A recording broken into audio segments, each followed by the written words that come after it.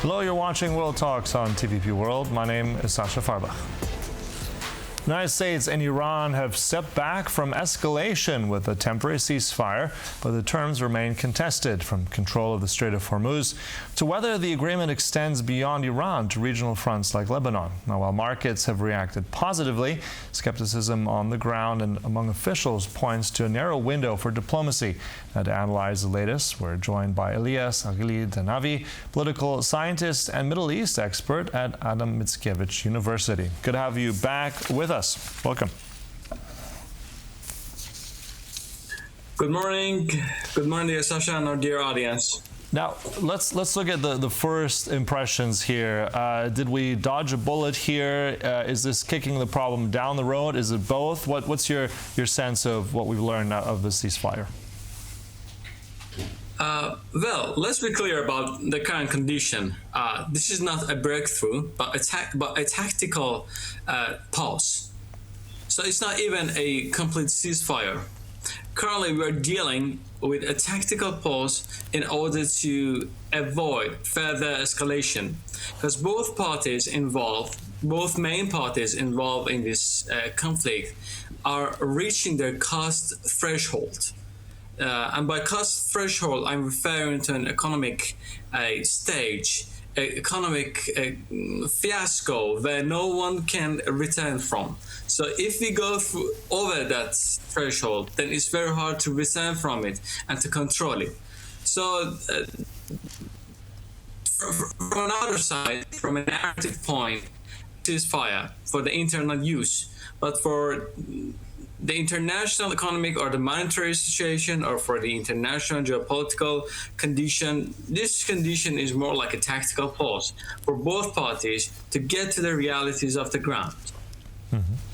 Tactical pause, it sounds like things will resume in a way, but give us your sense of, from what we've heard, I mean, both sides, the United States and Iran, are claiming that they won this. I mean, Donald Trump himself saying, quoting here, total and complete victory, 100%. But in your sense, who gains the most out of this temporary tactical pause, as you put it? Well, most probably, I mean, I was expecting that. I was expecting to hear these narratives. Since yesterday, that I was staying sharp, following the events, having my direct contact with both, parties involved in these two countries, and we all would expect to hear such narratives. I would like to start from the American side.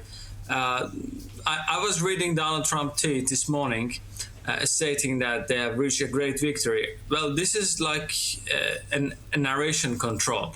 I feel like that President Trump is trying to introduce or offer or exhibit some sort of a narrative control, and still this is a coercive diplomacy. So this is not a peace agreement, and this is not something permanent.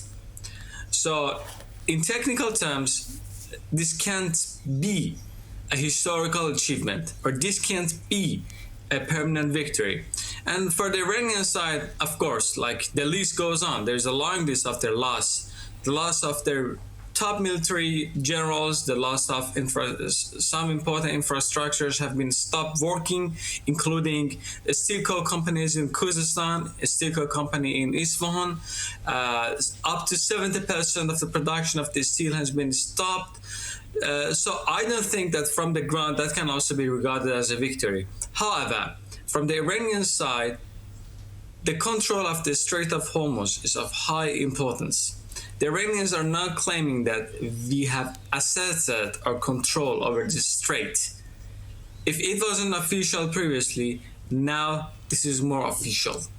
Mm-hmm. All right, and that's going to be also the key question here. When and how will shipping resume? What will that look like? I mean, even if that strait is open again, how quickly would normal, let's say, flows of freight, of oil shipments really take effect? That's a very good question, Sasha. Thank you for bringing that up. I would like to say that here we need bilateral diplomatic negotiation. I don't think that multilateralism works here. I mean, let me put it in simpler terms. France, Italy, individual countries are resuming their diplomatic talks with Tehran in order to secure their own energy. I was reading, and I guess it was a tweet from the Prime Minister of Italy stating that she will go directly to Tehran if necessary to secure the flow of energy from the Strait of Hormuz to Italy, because the firms and the companies are in great need.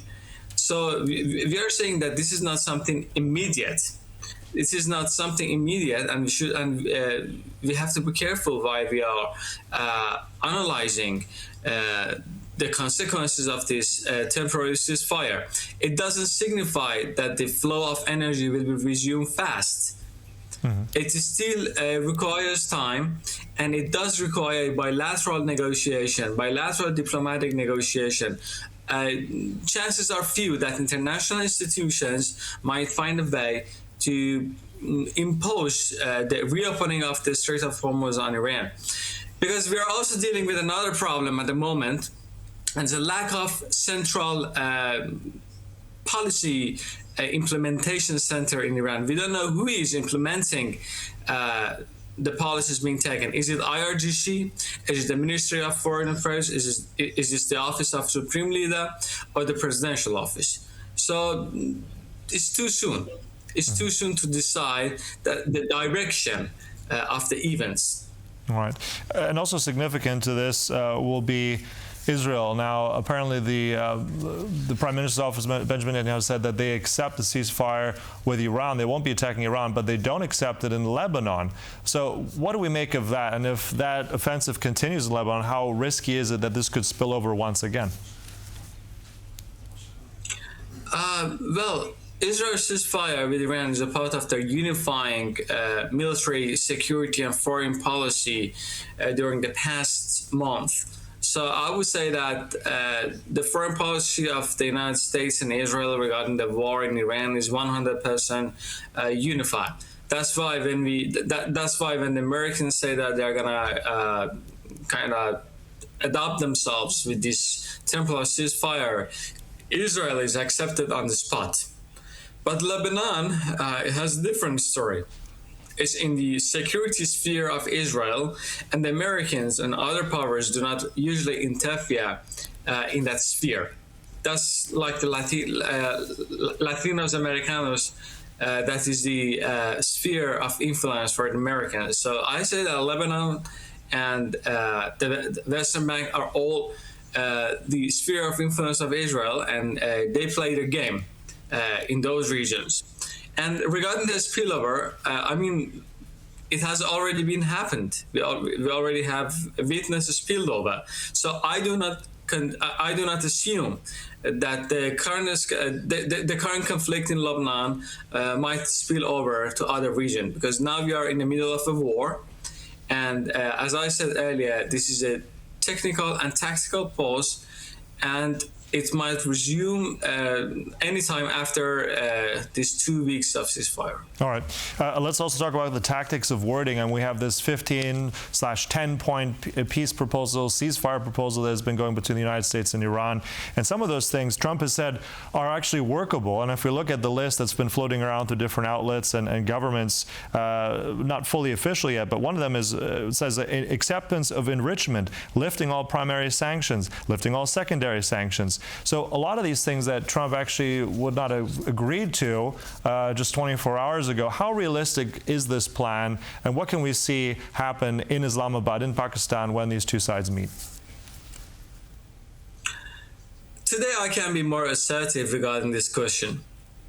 I can give an assertive answer to the enrichment question. I do not think that the Islamic Republic given to anything related to its existence and related to its structure of power. The ability of enrichment is directly linked to the existence of the Islamic Republic. Ballistic missile program is directly linked to the existence and the political structure togetherness of the Islamic Republic. So I do not think that the Islamic Republic giving regarding the ballistic missile program or the enrichment capability there are, of course, some articles that they can negotiate. For instance, reopening of the Strait of Hormuz, controlling the proxies in the region or the regional policies that can be negotiated. The range of the ballistic missiles that can be negotiated. Americans can kind of modify their needs. They can focus on the range of the missiles. They can focus on the enrichment level. But when they offer existential questions to the Islamic Republic, most probably up to 99%, they will reject it. I mean, it's clear cut that they won't give in the existential questions or existential demands, because we have witnessed that not only for the last year, not 2 years ago, but over like 2.5 of a decade of negotiation, that they have not agreed to those terms. Mm-hmm.